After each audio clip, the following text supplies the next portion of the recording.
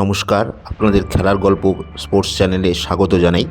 আগামীকাল ইস্টবেঙ্গল নামছে শক্তিশালী মুম্বাই সিটি এফসির বিরুদ্ধে। তারা গত বছরের চ্যাম্পিয়ন। হায়দ্রাবাদের বিরুদ্ধে 3 পয়েন্ট নিয়ে বছরটা শেষ করার পরিকল্পনা ছিল ইস্টবেঙ্গলের, কিন্তু পয়েন্ট টেবিলের নিচে থাকা দলটা যে তাদের শেষ মুহূর্তের গোলে আটকে দেবে তা হয়তো অনেকেই ভাবতে পারেনি। নতুন বছরের শুরুতেই ইস্টবেঙ্গলের সামনে কঠিন চ্যালেঞ্জ গতবারের cup champion Mumbai city FC, যারা অবশ্যই ধারাবাহিকতার অভাবে প্রবলভাবে ভুগছে। গত ম্যাচেই নর্থ ইস্ট ইউনাইটেডের কাছে 3 গোলে হেরেছে মুম্বাই, অথচ তার আগের 4টি ম্যাচের মধ্যে 3টিতেই জেতে তারা। টানা 4টি ম্যাচে গোল অক্ষত রেখেছে সেই দলকে হারিয়ে বছরটা শুরু করতে পারলে গত ম্যাচে তাদের আকাশে জমা কালো মেঘ অনেকটাই কাটাতে পারবে লাল হলুদ ব্রিগেড। অস্কার বলেছেন জানুয়ারিতে তাদের কঠিন চ্যালেঞ্জের মুখোমুখি হতে হবে। তার প্রথমটি হলো ঘরের মাঠে এই মুম্বাই ম্যাচ এবং তারপরেই আগামী শনিবার কলকাতা ডার্বি। এর মধ্যে চোট আঘাত সমস্যা রয়ে গিয়েছে। 2 বিদেশি ক্রেসপো এবং তালাল চোটের জন্য নেই অনেক দিন আগে থেকেই।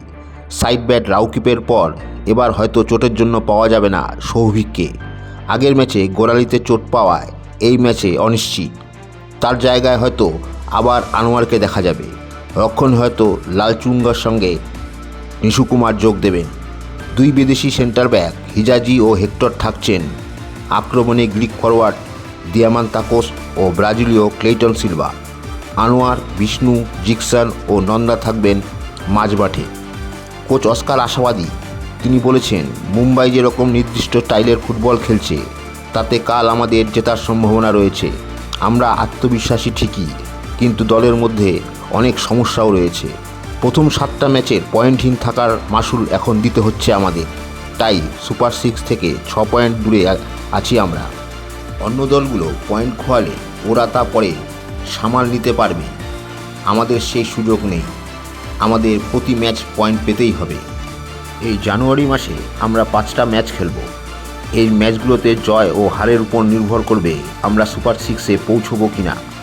তবে আমি প্লেয়ারদের সামনে সুপার 6-এর কথা বারবার বলতে চাই না, তাহলে ওদের উপর চাপ তৈরি হবে, যাতে ওদের স্বাভাবিক খেলা নষ্ট হবে। ম্যাচ ধরে ধরে এগোতে চাই। কোচ আরও জানিয়েছেন, ডার্বির আগেই নতুন বিদেশির নাম ঘোষণা করবে ক্লাব। স্পেনে ক্রিসমাসের লম্বা ছুটি থাকায় ক্রেসপোর ভিসা পেতে সমস্যা হচ্ছে। হয়তো আগামী সপ্তাহেই সল্ট চলে আসবে। ভিডিওটি ভালো লাগলে অবশ্যই লাইক করুন, কমেন্ট করুন এবং শেয়ার করুন, এবং আমার পেজটি অবশ্যই ফলো করুন, যাতে আগামী দিনে এই ধরনের খবর আপনাদের কাছে আমি আরও পৌঁছে দিতে পারি। নমস্কার।